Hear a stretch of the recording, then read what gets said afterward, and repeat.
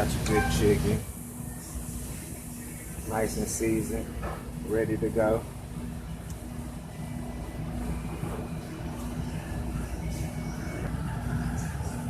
Then you got your flour the chicken with a good fresh flour.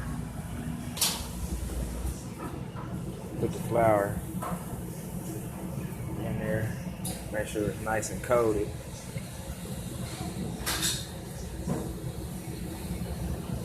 Spread your chicken breasts out so you can cook nice and even.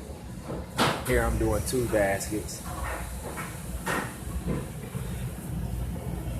You don't want to overcrowd the chicken. It won't come out right. So I put 4 to 5 pieces